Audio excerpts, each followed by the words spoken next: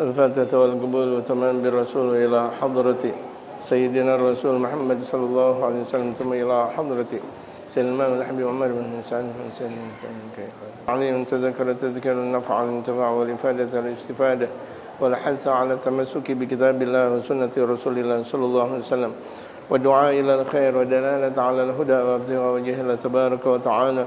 إن الله جنبنا الفتن والمحن ما ظهر منها وما بطن منه برحمتك نستغيث برحمتك الكبرى عند القدسية إلى حضرة النبي المصطفى محمد صلى الله عليه وآله وصحبه وسلم. الفاتحة.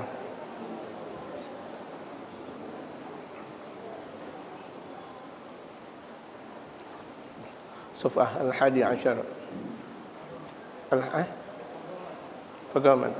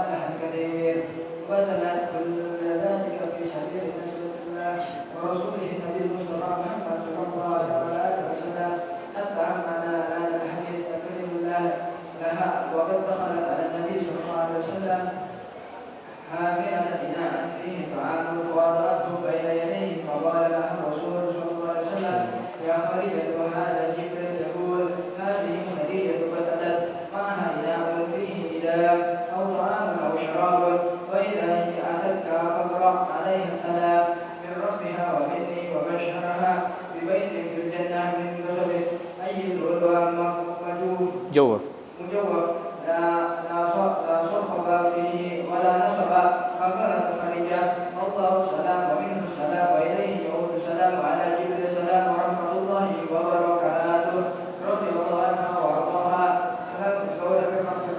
بسم الله الرحمن الرحيم. الحمد لله رب العالمين، والصلاة والسلام على أشرف الأنبياء والمرسلين وعلى آله وصحبه أجمعين. أما بعد، وقد قال المؤلف رحمه الله تعالى وأدام النفع به وبعلومه في الدارين آمين. قال pembahasan langsung dari Al-Habib Umar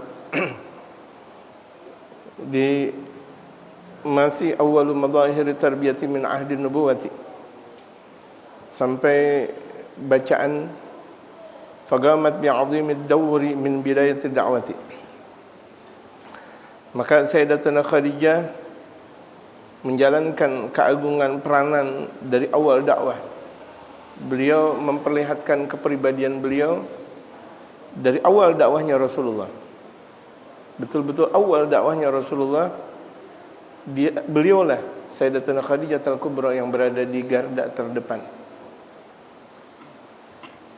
Allahu Akbar. Ibu-ibu udah dibeliin emas belum?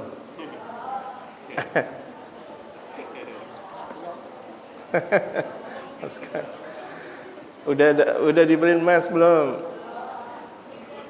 Udah dapat THR belum? Belum. Udah gina hari? Itu, insyaallah. Iya dah, iya. Sayyidatuna Khadijah dari pembesar perempuan yang paling kaya sampai paling miskin dalam berdakwah di jalan Allah Subhanahu wa taala. Kalau kita ustaz kiai dari miskin mau kaya. Kalau mau kaya jadi ulama biar jadi kaya, ini apa-apaan. Kalau mau jadi ulama siap miskin justru. Kenapa kalau harus kaya? Oh, tidak dong. Harus persepsi kita, pemahaman kita harus tidak boleh seperti itu. Kalau mau kaya, mau kaya tuh lihat kiai duitnya banyak. Jangan. Kalau kita mau dakwah siap miskin. Gitu. Pokoknya kalau misalnya belajar ke Hadramaut, belajar ke Timur Tengah, belajar ke Irak, belajar ke Kairo, belajar ke ini, kaya ada kaya, Masya Allah. Kita tujuan dakwah atau tujuan dunia? Kalau tujuan dunia sangat-sangatlah riskan, sangatlah kecil. kalau tujuan dakwah untuk mengejar kekayaan. Jangan. Ini kalau misalnya ada santri yang niat jadi ulama biar kaya, nggak usah jadi santri dah. Keluar jadi santri. Niatnya udah salah. Ya, di antara kita nih, kalau yang pada ngaji, belajar, atau sekolah, kuliah, S1, S2, S3 tujuannya biar dapat nyari kerjaan lebih enak. Kan biasa kayak gitu. Kalau udah S1 dapat S2, S3 biar duitnya lebih gede. Gitu. Betul gak? Kalau misalnya kita kuliah kerjaannya biar lebih enak, berhenti kuliah dah kalau misalnya tujuannya seperti itu. Kita nyari ilmu buat dakwah. Ini di antara orang yang merusak agama. Di antara orang yang merusak agama di mana dia mencari ilmu tujuannya untuk dunia, kekayaan. Naudzubillah min dzalik. Kalau kita takut kepada Allah, kita benar-benar bertakwa kepada Allah, dunia nempel. Enggak usah pakai gimana-gimana. Kita betul-betul ikhlas karena Allah, dunia nempel. Mau bilang gimana emang? Enggak usah kita cari-cari dunia. Kita menuntut ilmunya Allah itu tinggi. Jangan disertai dengan sesuatu yang hina. Wasakharat lihadir risalati aqlaha, dan beliau tundukkan akalnya untuk kerasulannya Nabi Muhammad. Artinya beliau tundukkan akalnya, beliau berdakwah dengan maksimal, mengeluarkan harta dengan maksimal. Jadi akalnya nomor 2. Nomor 1 Rasulullah Muhammad sallallahu alaihi wasallam. Aku dakwah untuk suamiku, aku dakwah untuk Rasulullah, aku dakwah untuk Rasulullah, aku dakwah untuk suamiku. Tuh lihat. Kalau secara akal, orang punya harta 100, dia keluarkan 100, 0 jadi akal. Tapi kalau misalnya dia secara syariat, dia punya 100, dia keluarkan 100, bukanlah jadi 0, abadi pada akhirnya. Gitu. Wa fikraha, dan beliau kendalikan pemikirannya, wa nafsaha, jiwanya. Wa jahal wasi'a, dan bahkan keterkenalan beliau yang sangat tinggi di sisi masyarakat. Wa malahal katsira, dan bahkan harta yang banyak beliau putar balikan semuanya untuk dakwah di jalan Allah Subhanahu wa taala. Untuk baginda Rasulullah Muhammad sallallahu alaihi wasallam.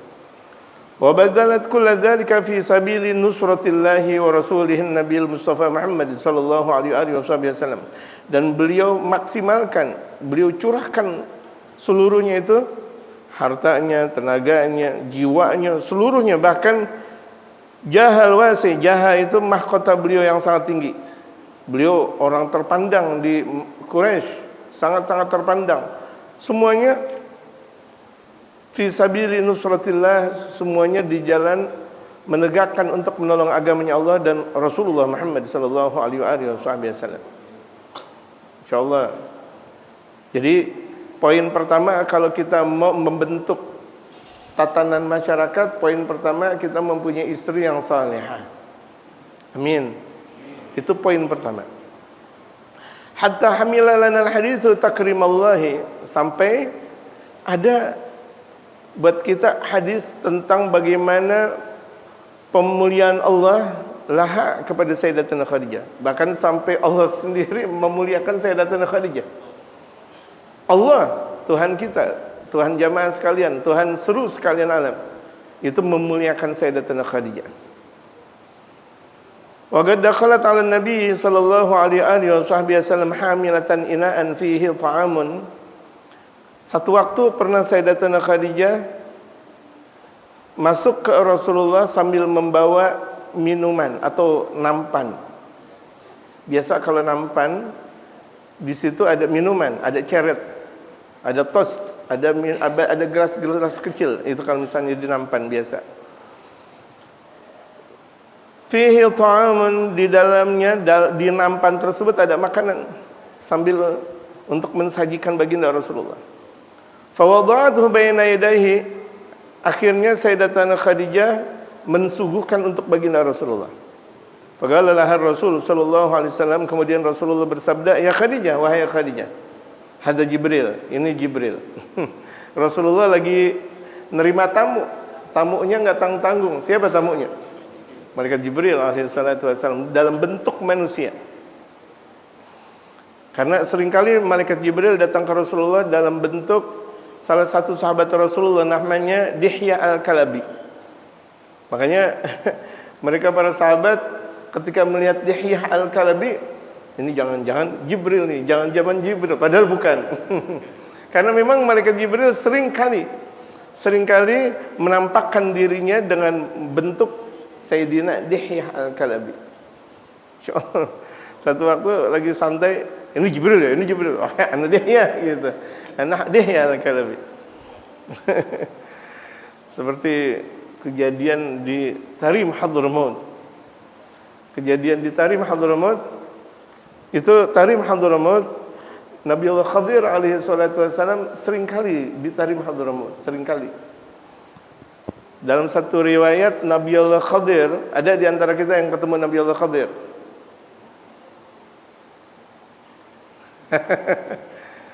Insyaallah jadi wali, insyaallah.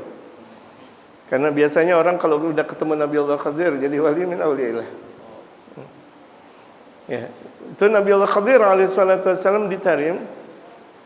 Dalam banyak riwayat, orang yang pertama kali keluar dari Masjid Ba'lawi. Masjid Ba'lawi itu adalah Masjidul Qaum. Yang dibikin oleh Sayyidina Imam Al-Faqih Al-Muqaddam Muhammad bin Ali Ba'lawi. Sahibut Tariqah Al-Azimah, At-Tariqah Al-Alawiyah. Sayyidina Imam Al-Faqih Al-Muqaddam itu kalau misalnya mau naik ke atas, naik aja ke atas, turun lagi ke bumi. Maunya maksud ke atas langit. Turun lagi. Orang-orang pada ngeliatin zaman Al-Imam Al-Faqih Al-Muqaddam. Allahu Akbar. Naik turun lagi, naik turun lagi. Orang-orang menyaksikan akan keagungan Sayyidina Imam Al-Faqih Al-Muqaddam Muhammad bin Ali Ba'lawi. Yang sering kalau misalnya kita tawasul, entah itu Ratibul Attas, Ratibul Idrus, Ratibul Haddad dan sebagainya, kan ada Sayyidina Imam Al-Faqih Al-Muqaddam. Itu beliau yang bangun masjid. Makanya di tahun 500-an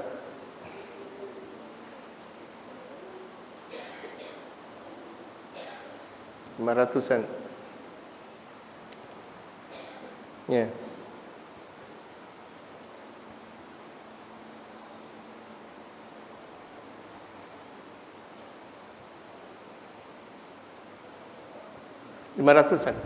Ya. Tahun 500-an Sayyidina Imam Al-Faqih Al-Muqaddam Muhammad bin Ali Ba'lawi.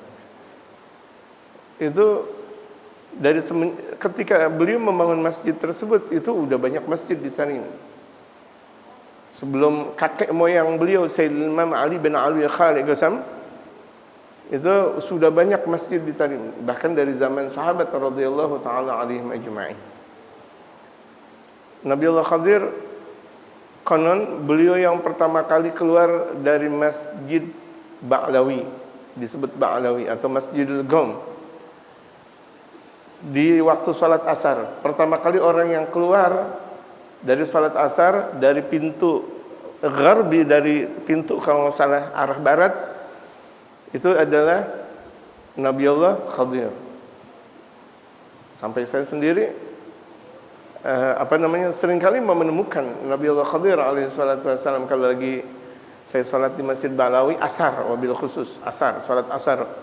Karena kita kan susah untuk dapat izin di waktu tersebut, apalagi kalau misalnya kita sebagai santri, susah. Kita lebih fokus untuk belajar dan belajar gitu.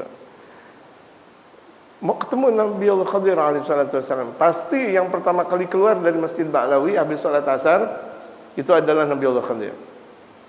Kemudian ini ada santri, beberapa orang santri mau melihat Nabi Allah Khadir, rupa-rupanya keluar di pintu yang sama. Terus pintu yang sama. Nengok kanan, nengok kiri, mana Nabi Allah Khadir? Kok enggak ketemu? Enggak kelihatan mana Nabi Allah Khadir alaihi salatu wassalam. Akhirnya enggak ketemu. Kayaknya selepas salam saya ada yang keluar. menurut santri tersebut. Akhirnya waduh, enggak ketemu Nabi Allah Khadir, balik lagi dah. Balik di pintu tersebut. Ketika baru balik di pintu tersebut, akhirnya santri-santri yang lain, "Masya Allah, ya ada Nabi Allah Khadir, ini Nabi Allah Khadir." Karena yang pertama kali dilihat adalah santri tersebut. Itu temannya sendiri. "Masya Allah, wah Nabi Allah Khadir," cium tangan langsung. Ini santri tersebut Kaget. Justru ana lagi nyari Nabi Allah Khadir. Enggak, ente Nabi Allah Khadir.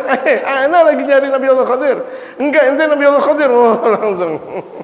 Masyaallah. Cuma masyaallah. Saking seringnya Nabi Allah Khadir alaihi salatu wasallam ditarim Hadramaut. Al-Imam Hasan bin Ismail itu seorang alim besar di Ainat, ketika didatangi santri tarim, kam lak fi tarim? Udah berapa lama ditarim? Baru seminggu, Bib. Allahu Akbar. Jangankan seminggu ente tinggal ditarim, 3 hari ente tinggal ditarim udah bisa ngelihat Rasulullah Muhammad. Masya Allah. 3 hari ditarim ente udah layak untuk bisa melihat baginda Rasulullah Muhammad sallallahu alaihi wasallam. Hakadha tarim Hadramaut. Hakadha tarim. Wa ja'alna min ahli tarim. Mudah-mudahan Allah jadikan kita ahli tarim. Zahiran wa batinan, amin ya rabbal alamin ya Allah. Jadi ketika itu Sayyidina Rasul mengatakan, hadza Jibril, ini adalah malaikat Jibril. Yaqulu, kemudian Rasulullah bersabda, hadi Khadijah, wahai Jibril, ini adalah istriku Khadijah. Qad atat ma'aha ina'un fihi idam, yang beliau membawa bejana yang di situ ada lauk, ada makanan, au ta'amun au syarabun, makanan dan minuman. Fa idza hiya atatka, ketika nanti itu Khadijah datang, fagra alaihi salam, ucapkan salam kepadanya wahai Jibril. Itu kata Rasulullah, wahai Jibril, kalau sebentar lagi Khadijah datang, ucapkan salam kepadanya. Insyaallah.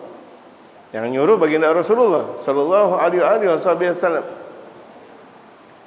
Min rabbiha, ucapkan salam dari Tuhannya, karena memang Allah udah nitipin salam kepada Sayyidatina Khadijah.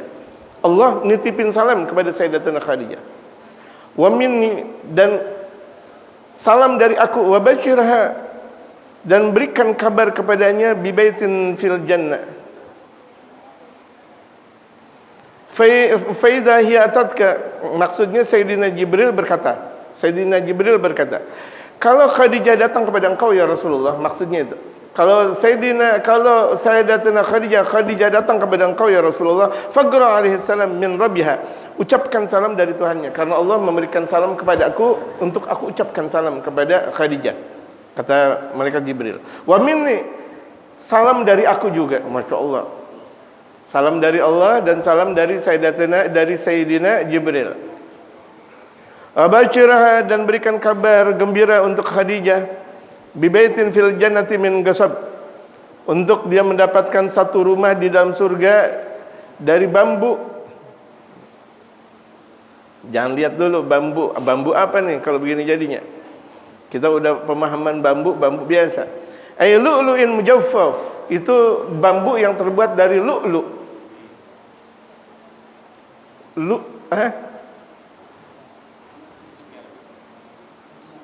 Mutiara lu'lu, nama salah satu mutiara yang sangat indah. Mutiara lu'lu wal marjan. Ini kalau kita misalnya kita dengar marjan, udah kita mau buka puasa aja. Apalagi kalau tuh marjan warnanya merah atau kuning atau merah atau hijau. Gitu marjan, gitu sirap. Ini lu'lu, mutiara agung, Masya Allah. La sakhaba fi, yang mutiara tersebut tidak ada tiangnya. Jadi rumah enggak ada tiang di dalam surga, gitu semuanya dari mutiara, Masya Allah, untuk Sayyidatina Khadijah. Wala nasab, dan tidak ada penegaknya. Fagalat Khadijah tuh, kemudian Sayyidatina Khadijah akhirnya menjawab salam, karena di sisinya kan ada Sayyidatina Khadijah. Akhirnya tuh malaikat Jibril malu untuk langsung ngomong kepada Sayyidatina Khadijah. Kalau ini adalah malaikat Jibril malu ngomong kepada Sayyidatina Khadijah. Sayyidina Jibril nitip salam ke Rasulullah. Ya Rasulullah, titipin salam, Allah ngucapin salam buat Khadijah, dan juga aku nitip salam buat Khadijah. Enggak langsung kepada Sayyidatina Khadijah. Beradabnya malaikat Jibril alaihi salatu wasallam, beradabnya malaikat Jibril kepada baginda Rasulullah Muhammad sallallahu alaihi wasallam. Itu malaikat beradab kepada Nabi Muhammad. Dan ini adalah junjungan para malaikat. Akhirnya Sayyidatuna Khadijah mengatakan, Allahus salam wa minhus salam wa ilaihi a'udus salam wa ala Jibril salam wa rahmatullahi wa barakatuh. Allah yang maha memberikan keselamatan, dan dari Allah keselamatan, kembali kepada Allah keselamatan, dan kepada Jibril alaihi salatu wassalam wa rahmatullahi wa barakatuh. Langsung dijawab oleh Sayyidatuna Khadijah. Apakah ada perempuan-perempuan kita langsung dikasih salam dari Allah dan dari malaikat Jibril? Saking pengorbanan beliau untuk baginda Rasulullah radhiyallahu anha, yang Allah ridha kepada beliau, yaitu Sayyidatuna Khadijah. Wa ardaha, dan Allah memberikan keridhaan kepada beliau. Salamun qaulan mir rabbir rahim. Keselamatan ucapan yang datang dari Tuhan yang Maha Pengasih. Ucapan nanti di dalam surga, penduduk surga kalau ketemu, salamun qaulan mir rabbir rahim, salamun qaulan mir rabbir rahim, salamun qaulan mir rabbir rahim, salamun qaulan mir rabbir rahim. Al-Habib Abdul Qadir bin Ahmad itu beliau mengatakan, orang yang sering membaca salamun qaulan mir rabbir rahim hatinya tenang. Sayyidina Imam Al-Habib Abdul Qadir bin Ahmad As-Segaf, Jeddah, Qutbul Aqtab, Qutbul Awliya. Beliau mengatakan, siapa orang yang sering membaca salamun qaulan mir rabbir rahim, jiwanya tenang. Itu kan ada di surah Yasin. Salamun qaulan mir rabbir rahim, salamun qaulan mir rabbir rahim. Kalau ada dalam salah satu bacaan salamun qaulan mir rabbir rahim, itu dibaca 313 kali. Salamun qaulan mir rabbir rahim, salamun qaulan mir rabbir rahim, salamun qaulan mir rabbir rahim, salamun qaulan mir rabbir rahim, salamun qaulan mir rabbir rahim. Bahkan dianjurkan kita selepas sholat subuh membaca Yasin. Kalau kita enggak ngaji nih seperti ini, baca Yasin gitu. Itu diantara amalan-amalan yang diamalkan oleh mereka para ulama-ulama saleh. Kita baca Yasin cuma malam Jumat doang atau hari Jumat. Apa? Atau kalau lagi ada meninggal baru baca Yasin. Ada tahlilan baru baca Yasin. Selayaknya kita baca Yasin habis subuh kalau kita lagi enggak ngaji. Atau habis ngaji baca Yasin. Itu memberikan ketenangan dalam kehidupan kita. Aktivitas kita sehari-hari bakal tenang. Kita udah baca salamun qaulan mir rabbir rahim, ini dalam belum sampai satu ayat. Bagaimana kalau kita membaca 83 ayat dalam surah Yasin? Kita baca semuanya, Allahu Akbar. Jadi Yasin itu bukan untuk cuma sekedar kita membaca di depan jenazah saja, atau malam Jumat saja, atau hari Jumat saja. Terkadang kita malam Jumat, hari Jumat enggak baca Yasin. Astagfirullah. Ya ibu-ibu, Bu, Yasin baca. Itu untuk mempermudah rezeki insyaallah. Ya. Tadi kan saya udah tanya, udah dikasih emas belum? Belum. Untuk memperkuat, untuk mempermudah rezeki insyaallah. Baca Yasin insyaallah. Baca depan suami. Enggak apa-apa, depan suami boleh, di belakang suami boleh. Itu Allah Maha mendengar itu semuanya insyaallah. Walaqad 'abbara sallallahu alaihi wasallam an hadzal dawr alladhi qamat bih. Sayyidina Rasul mengungkapkan peranan yang sudah dilakukan oleh Sayyidatuna Khadijah. Lihat, peranan dakwah Rasulullah itu sangat berarti dalam kehidupan Sayyidatuna Khadijah. Beliau garda terdepan dalam memberikan peranan dakwah Rasulullah Muhammad. Faqamat bih, kemudian Sayyidatuna Khadijah menjalankan itu semuanya. Faqala li Sayyidatina Ummul Mukminin Aisyah radhiyallahu anha. Pernah satu waktu Rasulullah bersabda kepada Sayyidatuna Ummul Mukminin Aisyah. Ketika itu Sayyidatuna Aisyah melihat bahwa Rasulullah sering menyebut Sayyidatuna Khadijah. Akhirnya Sayyidatuna Aisyah cemburu. Ya Rasulullah, kan Khadijah udah meninggal. Yang ada yang engkau nikahkan, istri-istri engkau yang dinikahkan dalam keadaan gadis kan Aisyah ya Rasulullah. Udahlah, kan engkau lagi sedang bersama Aisyah. Akhirnya bagaimana nih Rasulullah? Lihat, Rasulullah memberikan didikan kepada Sayyidatuna Khadijah. Jangan begitu dong Aisyah. Dakwahku awalnya dari Khadijah namanya. Nah, kita lanjutkan. Hina mara'at ikramahu li Khadijah wa hifdhahu lil ma'ruf, tatkala Sayyidatuna Aisyah melihat betapa penghargaan Rasulullah kepada Sayyidatuna Khadijah dan betapa selalu menjaga kepribadian Sayyidatuna Khadijah. Terus disebut lagi Sayyidatuna Khadijah, disebut lagi Sayyidatuna Khadijah di depan Sayyidatuna Aisyah. Untuk kita nih, untuk model-model kita, kalau kita punya istri lebih dari satu, jangan sebut-sebut. Istri pertama jangan disebut di istri kedua. Istri kedua jangan disebut di istri ketiga. Istri ketiga jangan disebut di istri keempat. Istri keempat jangan disebut di istri pertama. Jangan disebut. Kalau ini adalah keluarga baginda Rasulullah, ada jealous, ada cemburu, bagaimana kita? Ini kan Sayyidatuna Aisyah cemburu. Dan cemburu boleh-boleh aja, nggak ada masalah, nggak jadi permasalahan. Cemburu boleh gitu. Tapi ini untuk pendidikan buat kita, siapa saja yang mempunyai istri lebih dari satu, ya, siapa saja yang mempunyai istri lebih dari satu, jangan sebut. Jangan sebut, kecuali zikirannya udah kuat, ya, gitu. Kemudian idza kana yadhbahu syata fayuqsimuha, ketika baginda Rasulullah menyembelih kambing, kemudian baginda Rasulullah membagi-bagikan daging kambing tersebut fi suhaibati Khadijah, di teman-teman Sayyidatuna Khadijah. Ini baginda Rasulullah langsung ngasih ke teman-teman Sayyidatuna Khadijah. Waduh, ngelihat kayak begini, Masya Allah, teman-temannya Sayyidatuna Khadijah dikasih semuanya. Wa yaqulu, kemudian baginda Rasulullah bersabda, inna fulanata kanat ta'tina ayyam Khadijah fakrimuha. Ini fulana dulu, wahai Aisyah, ini fulana binti fulan dulu di zaman aku dengan Khadijah sering datang. Kasih. Diingat oleh baginda Rasulullah Muhammad sallallahu alaihi wasallam. Makanya kalau misalnya kita mempunyai kenangan mesra dengan istri kita atau dengan keluarga kita, di mana mereka pernah berkawan dengan almarhum atau almarhumah, bagi mereka.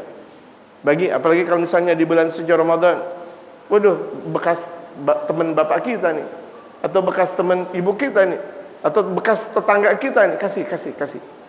Untuk memilih silaturahim. Ini adalah akhlak baginda Rasulullah Muhammad sallallahu alaihi wasallam. Itu dulu perempuan pernah datang, kata Rasulullah, ke rumah kami ketika kami masih ama Sayyidatuna Khadijah. Fa'akrimuha, muliakan, kata Rasulullah. Jadi Rasulullah menyuruh Sayyidatuna Khadijah untuk Sayyidatuna Aisyah untuk memuliakan. Fakanat Sayyidatuna Aisyah taqulu, akhirnya Sayyidatuna Aisyah berbicara, matadzkuru min ajuzin min ajaizi Quraisy. Kenapa engkau ya Rasulullah nyebut-nyebut orang yang tua dari kalangan Quraisy? Maksudnya Sayyidatuna Khadijah, orang tua katanya. Kan ketika Rasulullah nikah di usia 25 tahun, Sayyidatuna Khadijah di usia berapa? 40, dikata tua. Ya Rasulullah, kenapa engkau sebut-sebut orang tua? Merah Rasulullah mukanya. Qad abdalakallahu khairan minha. Bukankah Allah sudah menggantikan engkau yang lebih baik? Maksudnya aku nih. Aku kan engkau nikahkan dalam keadaan gadis. Sementara engkau menikah dengan Khadijah, kan Khadijah udah berkali-kali janda, udah punya anak banyak lagi. Faltafata ilaihi Rasulullah, kemudian Rasulullah langsung nengok kepada Sayyidatuna Aisyah, langsung nengok. Al-murabbi wa rabbaha, sambil memberikan peringatan, memberikan ajaran. Wahai Aisyah bidzalika litarbiyah. Setelah diberikan pengajaran kepada Rasulullah, Sayyidatuna Aisyah siap untuk menerima pendidikan Rasulullah. Artinya Rasulullah langsung, Aisyah, gak boleh gitu. Ini Khadijah orang sangat mulia di sisi Allah. Ini orang sangat mulia di sisi aku. Ini sangat mulia di sisi Jibril alaihi salatu wasallam. Gak boleh engkau ngomong kayak gitu. Langsung taubat Sayyidatuna Aisyah. Iya ya Rasulullah, maafin ya Rasulullah. Jadi istri yang baik bukan berarti istri yang tidak pernah salah. Mungkin salah, tapi kalau ditegur suami jangan ngambek. Ya ibu, Bu, Boleh ibu-ibu salah, tapi kalau ditegur suami nggak boleh ngambek. Astagfirullahaladzim, ente ke tukang sayur pakai baju itu. Jangan dong. Pakai yang benar. Kan cuma sekedar ke tukang sayur, Bang. Tukang sayur kan laki-laki. Iya. Tukang sayur laki-laki enggak? Iya. Yang benar dong, pakai baju dong. Nah, dinasihatin. Iya. Jadi perempuan yang salehah bukan berarti enggak pernah salah. Tapi ketika salah dinasihatin suami langsung taubat. Faqala kemudian baginda Rasulullah memberikan didikan kepada Sayyidatuna Aisyah, la, tidak, wallah, demi Allah, ma abdalana ya Allah khairan minha, Allah tidak pernah menggantikan aku dengan yang lebih baik daripadanya. Gak ada yang lebih baik daripada Khadijah, kata Rasulullah. Jadi ini Rasulullah langsung ngajarin kepada Sayyidatuna Aisyah. Laqad amanat bi hina kafarun nas. Aisyah, dengerin. Ini Khadijah beriman di mana manusia kafir. Orang-orang kafir ini beliau beriman. Wa saddaqatni hina kadzdzabadin nas. Beliau membenarkan dakwahku di mana orang-orang mendustakan aku. Orang-orang mendustakan aku, ini Khadijah membenarkan dakwahku. Wa awatni hina taradaniyan nas. Beliaulah yang melindungi aku di mana orang-orang mengusir aku. Sayyidatuna Khadijah. Adakah orang seperti Sayyidatuna Khadijah dalam kepribadian Rasulullah? Tidak ada dan tidak pernah akan ada. Wa fadatni bi nafsiha wa maliha, dan beliau pertaruhkan dirinya dan hartanya untuk aku. Di mana orang-orang takut untuk mempertaruhkan dirinya dan bahkan hartanya untuk aku, tapi Khadijah mempertaruhkan jiwanya dan hartanya untuk aku. Fala, wallahi, demi Allah, ma abdalani Allah khairan minha. Allah tidak pernah menggantikan aku yang lebih baik daripada Khadijah. Diam Sayyidatuna Aisyah, diam, langsung dinasihati oleh Rasulullah. Dinasihati oleh Rasulullah, diam. Fatarabbat Aisyatu ala hifdzil ma'rufi. Akhirnya Sayyidatuna Aisyah terdidik dengan ucapan Rasulullah seperti itu. Fatarabbat, langsung terdidik gitu. Inilah jiwa-jiwa yang salihah. Fatarabbat Aisyatu ala hifdzil ma'rufi. Sayyidatuna Aisyah terdidik dalam menjalankan kebaikan, wa dzikril fadli li ahli, dan dengan menyebutkan keagungan terhadap keluarganya Rasulullah. Ini Sayyidatuna Khadijah kan keluarganya Rasulullah. Anak-anaknya Rasulullah yang sampai nanti hari kiamat itu terlahir dari Sayyidatuna Khadijah Al-Kubra. Wabil khusus perempuan-perempuannya, dan diabadikan keturunan baginda Rasulullah dari Sayyidatuna Fatimah. Dan Sayyidatuna Fatimah Az-Zahra itu dari ibunya Sayyidatuna Khadijah Al-Kubra. Dan anak keturunan baginda Rasulullah sampai hari kiamat yang terus abadi itu dari Sayyidatuna Fatimah yang beribunya Sayyidatuna Khadijah Al-Kubra. Sampai Sayyidatuna Aisyah, baginda Rasulullah meninggal dunia belum mempunyai anak. Jadi Sayyidatuna Aisyah di usia 19 tahun ketika Rasulullah meninggal dunia, beliau belum punya anak. Gitu. Jadi anaknya baginda Rasulullah dari dua, Sayyidatuna Khadijah dan Sayyidatuna Mariyatul Qibtiyah. Sayyidatuna Mariyatul Qibtiyah yang tadinya budak, kemudian setelah diajak rumah tangga oleh baginda Rasulullah, kemudian punya anak namanya Ibrahim. Di usia 4 tahun Ibrahim meninggal, Sayyidina Ibrahim meninggal, artinya tidak punya anak dari istri yang lain. Jadi baginda Rasulullah mempunyai anak dari Sayyidatuna Khadijah Al-Kubra. Disebut Sayyidatuna Khadijah Al-Kubra, Sayyidatuna Khadijah yang besar, karena beliau istri pertamanya baginda Rasulullah Muhammad. Ketika Rasulullah nikah dengan Sayyidatuna Khadijah sendiri, tidak ada yang mendua. Rasulullah tidak mendua. Tapi setelah Rasulullah kehilangan Sayyidatuna Khadijah, wahyu datang dari Allah untuk menikah lagi, menikah lagi, menikah lagi, menikah lagi, menikah lagi. Ingat, nikahnya Rasulullah bukan hawa nafsunya Rasulullah, tapi la yantiqu 'anil hawa in huwa illa wahyu yuha. Mutajawizatan fi dzalika al-'awatif wa i'tibarati as-sighari wal kibari baina 'ajuzin wa syabah. Ini adalah pengajaran kelembutan dari baginda Rasulullah. Rasulullah nasihati Sayyidatuna Aisyah tidak marah-marah. Sebaik-baik suami ketika nasihati ke istri tidak marah, tapi dengan keilmuan.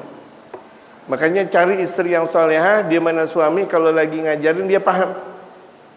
Misal suami biasa pulang ramah, tahu-tahu suami enggak ramah. Ini bisa jadi ada sesuatu terjadi antara dia dengan istri. Kalau istri yang sadar, kenapa ya? Biasanya ramah, kok ini enggak ramah? Ada apa? Ada apa? Nah, bertanya-tanya tuh. Kalau istri yang salehah, istri yang sadar pasti bakal bertanya-tanya. Jadi sang suami enggak perlu harus marah-marah kepada istri kalau lagi ada kejadian atau ada sesuatu. Gitu. Ini buat kita nih. Suami-suami kalau lagi ada masalah jangan langsung marah sama sang istri. Bahasa kelembutan, yang tadinya biasa ngomong enggak ngomong. Yang biasa makan enggak makan, yang biasa minum enggak minum. Ngasih alamat seperti itu. Tanda di mana ada sesuatu yang tidak disukai oleh sang suami kepada sang istri. Ini pelajaran penting jemaah. Mungkin dianggap ini kajian-kajian biasa. Ini kajian penting dalam kehidupan kita sehari-hari. Kalau salah dalam kajian seperti ini, salah dalam kehidupan berikutnya. Na'udzubillah min dzalik. Wa atibaratis sighari wal kibari, dan ada ungkapan kecil atau besar, min ajuzin wa syabah, atau antara yang sudah tua dengan yang muda, wa min saybin wa bikrin, entah itu dari janda atau dari gadis. Tetap baginda Rasulullah nasihati dengan benar. Enggak langsung dicaci maki Sayyidatuna Aisyah. Sayyidatuna Aisyah tidak dicaci maki, padahal kan ucapannya jelas.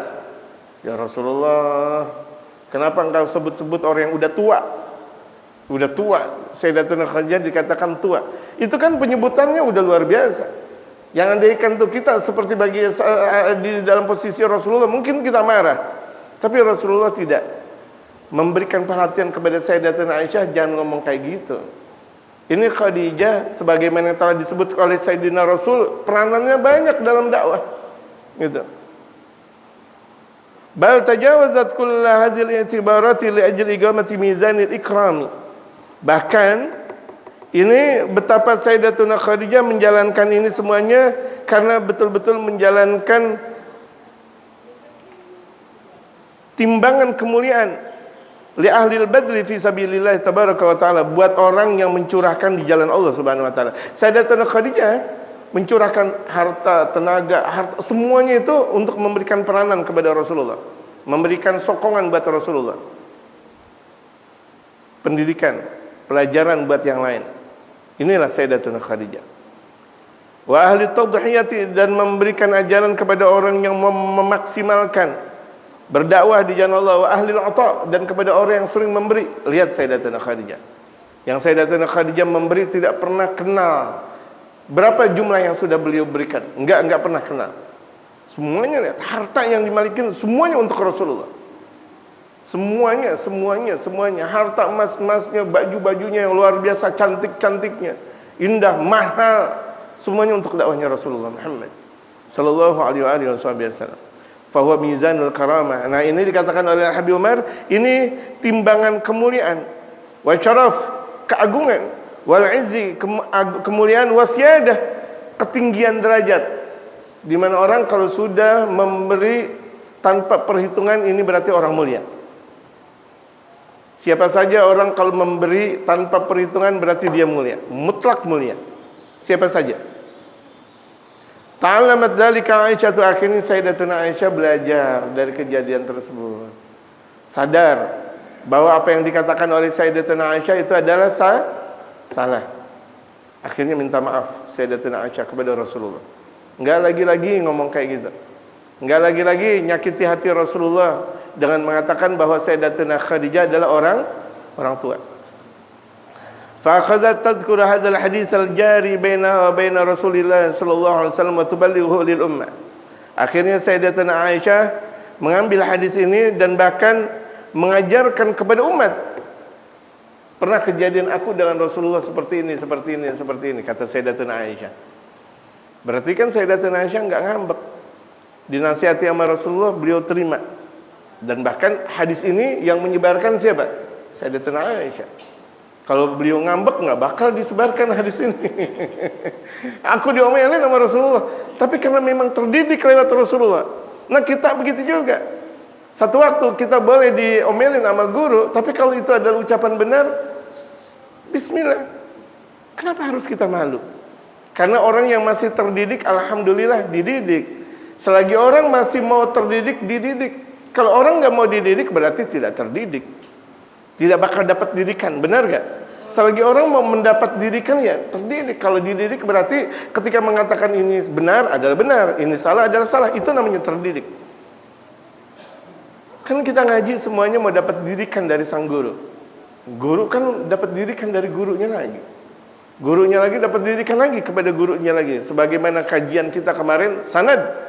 Bahwa pentingnya kita mempunyai didikan itu lantaran diantaranya lewat sanad. Saya nggak perlu sebutin lagi, habis waktu untuk menyebut sanad-sanad lagi yang kayak kemarin.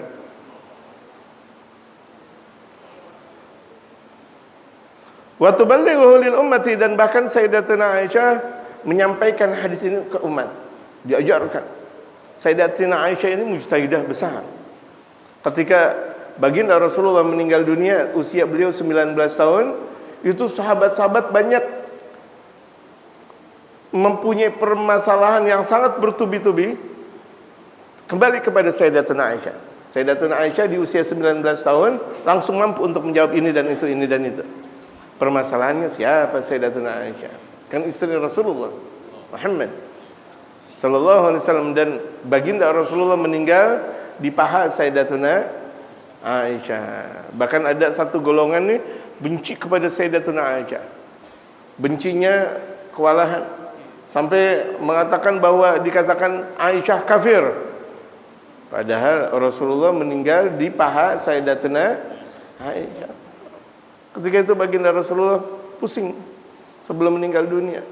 Dipegang oleh Sayyidatuna Aisyah sebagaimana layaknya istri kepada sang suami. Gitu. Terus diademin oleh Sayyidatuna Aisyah, meninggal persis di pahanya Sayyidatuna Aisyah radhiyallahu anha. Kalau itu bukan pilihan Allah, tidak bakal mungkin baginda Rasulullah meninggal di paha Sayyidatuna Aisyah radhiyallahu anha. Makanya Sayyidatuna Aisyah mendapatkan ar-ridha. Sayyidatuna Aisyah ar-ridha, yang ridha tentang ketentuan yang datang dari baginda Rasulullah Muhammad sallallahu alaihi wasallam. Intinya semuanya istri-istri baginda Rasulullah ditanggung surganya oleh Allah dan baginda Rasulullah Muhammad. Istri-istri Rasulullah sampai Sayyidatuna Mariyatul Qibtiyah itu semuanya ditanggung oleh baginda Rasulullah untuk masuk surga. Jangankan istri, semua sahabat Rasulullah ditanggung oleh baginda Rasulullah untuk masuk surga. Walaupun ada 10 al-mubasysyirin bil jannah yang diberikan kabar langsung masuk surga, tapi ashabu Rasulillah, sahabat Rasulullah semuanya ditanggung oleh Rasulullah untuk masuk surga. Bagaimana ini adalah istrinya? Jamaah. Bagaimana ini adalah istrinya, dan bagaimana ini adalah kalau misalnya itu ada anak keturunan baginda Rasulullah Muhammad sallallahu alaihi wasallam. Sudah berlalu buat kita salawatul busyra. Udah, enggak usah disebut lagi, panjang lagi. Gitu. Jadi hormati mereka, keluarga Rasulullah, hormati mereka, sahabat Rasulullah, anak keturunan mereka semuanya hormati. Anak keturunan mereka para aulia Allah, anak keturunan mereka para orang-orang saleh, hormati mereka. Nah, di antara cirinya Ahlus Sunnah wal Jamaah menghormati mereka para aulia dan ulama-ulama, kaum salihin dan anak-anaknya. Makanya orang-orang Jawa tuh kalau misalnya ketemu Gus itu dihormatin. Gus apa namanya? Gus Dur misalnya. Gus Abdul ini, Gus. Kenapa? Karena bapak moyangnya itu adalah bisa jadi wali atau ulama gitu. Walaupun tuh Gusnya belum tentu ulama atau belum tentu wali, tapi kan anak keturunannya. Kalau itu adalah anak keturunan wali dan ulama, wajib dihormati, apalagi anak keturunan baginda Rasulullah sallallahu alaihi wasallam. Jangan kita ambil ilmunya Rasulullah tapi anak keturunan Rasulullah dibenci. Jangan. Kita ambil ilmunya Rasulullah, kita terapkan syariat Rasulullah, tapi anak keturunan Rasulullah kita benci. Enggak bisa. Kita ambil dari contoh dari mereka para sahabat, tapi anak keturunan sahabat, ibarat kita ngaji sama sang guru, tapi anaknya kita nggak hormati aja nggak bakal berkah. Ada salah satu ulama jadi alim besar. Alim besar. Ketika beliau ngajar, dari jarak kejauhan ngelihat anaknya guru lagi main. Dilihat, aduh, anaknya guru, waduh. Dilihat lagi, ada kambing, dilihat. Guru, kan engkau lagi ngajar. Kenapa engkau tidak khusyuk? Bagaimana mungkin aku ngajar sementara anak guruku lagi di sebelah sana? Aku khusyuk dengan anak guruku. Khawatir anak guruku bagaimana dan bagaimana. Padahal anak gurunya lagi main-mainan. Itu tuh lihat. Karena ilmu itu adalah pengabdian, ilmu adalah penghormatan. Gitu. Makanya hormatin anak guru-guru kita, anak mereka para habaib, anak mereka para kaum-kaum salihin. Ya, hormatin. Apalagi mereka datang ke masjid, datang ke rumah kita, kira-kira bawa proposal, punya duit kasih. Ya, bawa proposal, punya duit kasih. Enggak punya duit ya emas kayak taruh di situ. Emas lagi. Emas kayak atau apa namanya sirup marjan kayak ada di dalam rumah kasih. Gitu. Kasih. Layak buat mereka, layak. Mereka minta atau mereka tidak minta, layak buat kita untuk memberi kepada mereka. Andaikan kita mau ngasih seharga dunia beserta isinya, enggak sebagaimana orang tuanya memberikan ilmu kepada kita. Satu ilmu yang diberikan orang tuanya kepada kita itu lebih istimewa daripada dunia beserta isinya. Andaikan kita cuma sekedar ngasih duit ya 1 juta, 2 juta, 3 juta, 4 juta, enggak ada artinya jemaah kepada mereka. Nah inilah syariatul Islam. Keberkahan ilmu lantaran pengabdian, gitu. Keberkahan hidup itu adalah pengabdian. Wa tu'addiha kama huwa, dan beliau menjalankan amanat ini sebagaimana yang sudah terjadi. Tatajawazu fi dzalika nafsiyatiha wa bashariyatiha wa iradatil insani an yakuna huwa sahibul makana wa an yakuna huwal mukram. Sayyidatuna Aisyah menjalankan kepribadiannya dan kemanusiaannya. Itu menjalankan seperti itu setelah mendapatkan nasihat dari baginda Rasulullah sallallahu alaihi wasallam. Dan kehendak manusia umumnya mau tinggi derajatnya, mau dihormati, mau dipuji. Itu kan biasa orang tuh. Orang maunya kalau misalnya mau sedekah maunya dipuji. Orang mau jadi ini tujuannya mau dipuji, ini enggak benar. Kalau orang mau bersedekah tujuannya mau dipuji. Kalau orang mau melakukan ini tujuannya enggak dipuji, sungguh itu bukan perbuatan yang saleh atau salehah. Nunggu kalau di hari Jumat nama saya disebut enggak ya? Fulan 5 juta. Oh, tuh lihat. Lihat nama siapa tuh? Abdul Aziz tuh nyebut. Atau Kak Aziz namanya. Kak Aziz, tuh lihat Kak Aziz. Lihat. Tadi siapa? Abdul Aziz. Sebut. Ulangin dong, orang-orang kagak pada dengar. Oh iya, Abdul Aziz. Ini benar-benar 5 juta. Yang kencang. Suaranya ente pelan banget, kencang. 5 juta. Tuh lihat. La haula wala quwata illa billah. Enggak boleh. Kita bersedekah biar orang pada tahu. Kan Allah Maha tahu. Kita mau sedekah mau orang tahu atau mau enggak tahu, kan Allah Maha tahu, betul enggak? Misal kita taruh di masjid buat buka puasa. Sebelum kita buka puasa kan biasa ada tawasul ke Sayyidil Walid. Misal, atau kita kasih combro atau misro atau apa namanya. Kasih, enggak ada masalah. Enggak harus nunggu Afid mana gitu. Atau pakai li mana enggak harus. Kasih aja. Enggak harus siapa orang tahu. Kira-kira bisa enggak kayak gitu? Jamaah, kira-kira bisa enggak? Kalau bisa alhamdulillah. Pelan-pelan memang. Kan yang sedekah itu kan saya. Yang bawa duren kan saya. Kenapa jadi contoh duren? Ini kan lagi ngaji. Saya juga nggak paham yang bawa durian siapa dan siapa. Enggak, ini yang bawa durian tuh saya, yang bawa kue lapis saya, yang bawa lontong kan saya. Ngapa jadi saya dilupain? Kalau begitu jadinya besok saya nggak mau datang. Yang gerakin ente ngasihkan Allah.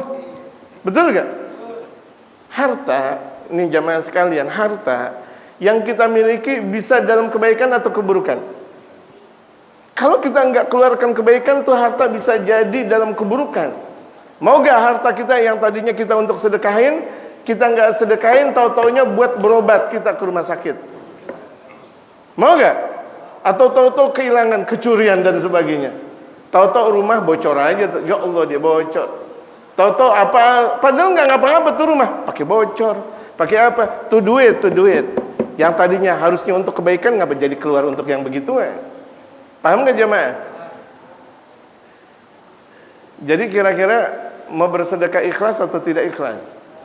Nah, kalau kita ikhlas, ini ikut dalam tarbiyah Rasulullah Muhammad Sallallahu Alaihi Wasallam. Maka kalau misalnya kita bersedekah, nggak usah pakai ngomong-ngomong, nggak apa-apa. Wabil khusus sang suami ketika memberikan duit kepada orang tuanya, nggak harus ngomong kepada istrinya. Nggak harus ngomong. Kasih duit tuh kepada bapak dan maknya, 1 juta, 2 juta, nggak harus ngomong sama sang istri. Tapi kalau istri mau ngasih kepada bapak dan ibunya, harus izin kepada sang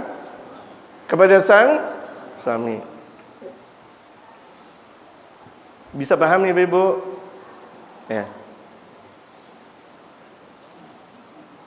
Wa min an yu'athira anhul madha wa thana.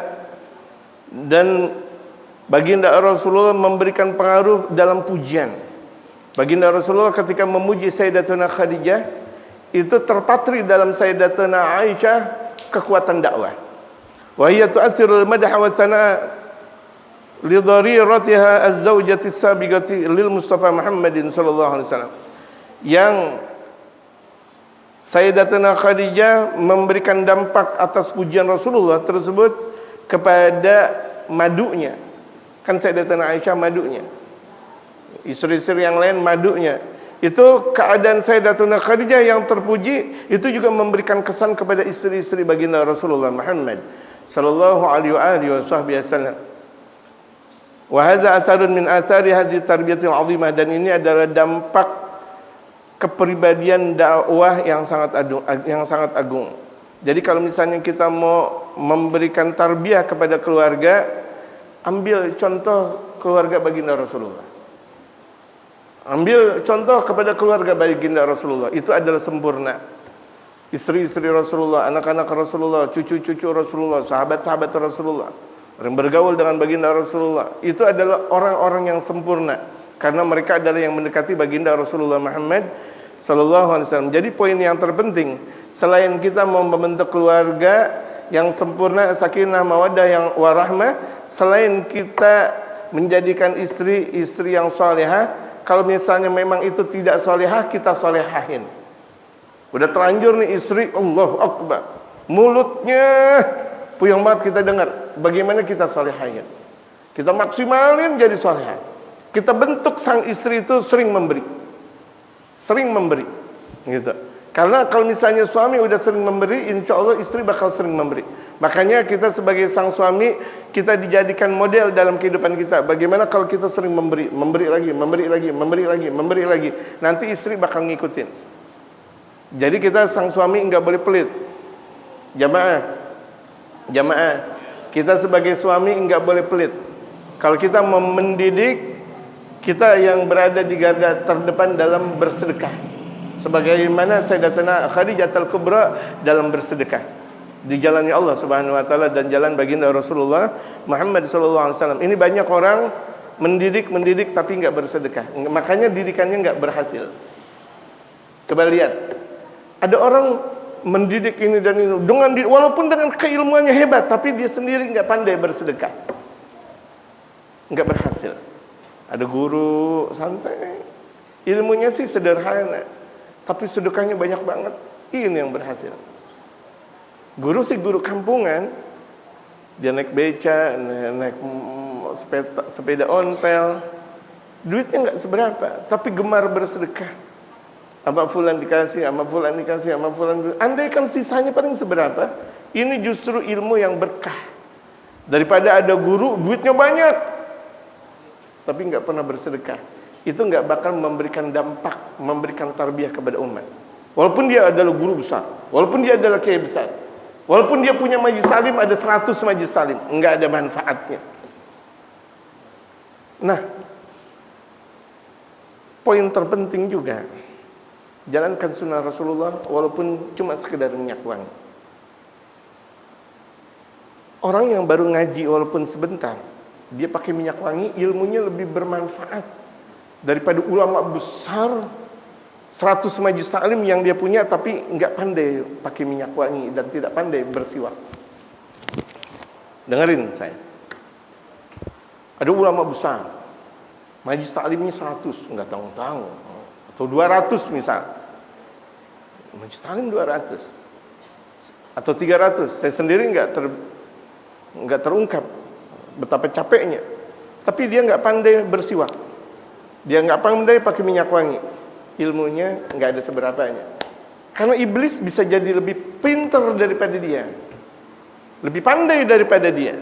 Tapi orang yang baru belajar ngaji atau jadi ustaz biasa, Iqra, alif fathah, alif kasrah, alif dhamma wa ai'u babibu tatitu, atau dia ngajarin a'udzubillahi minasyaitonirrajim, bismillahirrahmanirrahim, tapi pandai bersiwak, tapi pandai pakai minyak wangi, maka ilmunya jauh lebih berkah daripada orang yang katanya hebat.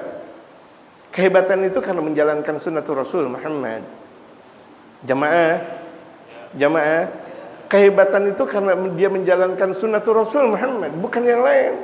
Kalau tentang keilmuan, tadi saya katakan iblis banyak lebih pintar daripada kita. Iblis banyak lebih pintar daripada kita.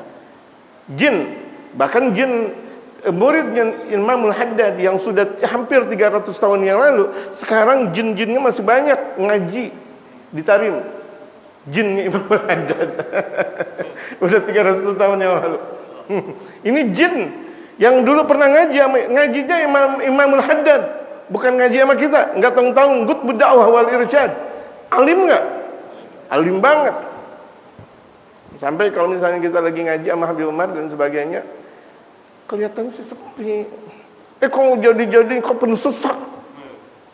Terkadang Habib Umar senyum. Cuma senyumnya Habib Umar, Masya Allah, kok jadi penuh sesak ini. Tadinya dingin, dalam udara dingin, kok jadi keringetan begini. Ada teman kita ikut ngaji. Ini kan kosong nih, jemaah. Kosong.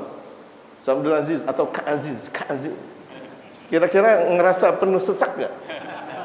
Kalau penuh sesak bisa jadi ada teman selain kita. Tapi kalau enggak, berarti manusianya doang yang pada ngaji. Rugi kita. Enggak apa-apa jin pada ngaji, biar orang enggak pada kemasukan sana dan sini, gitu. Ini kan jin sering masuk. Kenapa? Karena bisa jadi orang-orang yang di situ enggak pada ngaji, akhirnya masuk ke sana ke sini, Betul gak jemaah? Ya, itu ngaji buat peranan penting jemaah sekalian. Jadi ayo bismillah. Mulai dari sekarang kalau kita mau mendidik anak dan istri, jalankan sunnatul Rasul. Enggak usah pakai yang gede-gede segala. Siwak. Seberapa sih harganya siwak? Bang Hafid, siwak harganya berapa? 10.000. Ada bisanya ada 100 orang. Pesan sama beliau. Pesan. Iya kan? Pesan. Jinten sama beliau, pesan jangan. Ya, jinten jangan sama yang lain. Kan teman kita ngaji ini aja dulu. Itu. Masya Allah. Terus apa lagi? Tulisan lafzul jalal sama beliau, minyak wangi sama beliau, Masya Allah. Fotokopi sama beliau, ya Allah, luar biasa banget. Alhamdulillah. Setuju gak? Sunnatul Rasul Muhammad sallallahu alaihi wasallam. Ini bukan iklan ya, cuma ngasih tahu doang. Wallahu a'lam. Biasa kalau sudah bercampur dengan yang lain kan lupa. Ya. Oh begitu diputuskan. Saya hormat sama Ustaz Abdul Aziz atau dipanggil Kak Aziz gitu. Boleh, jadi bulan Syawal dan berikutnya kita teruskan kitab ini. Jamaah yang belum punya kitab ini minta sama Ustaz Abdul Aziz. Maksudnya bukan minta. Iya. Yang belum punya siwak sama Bang Afid.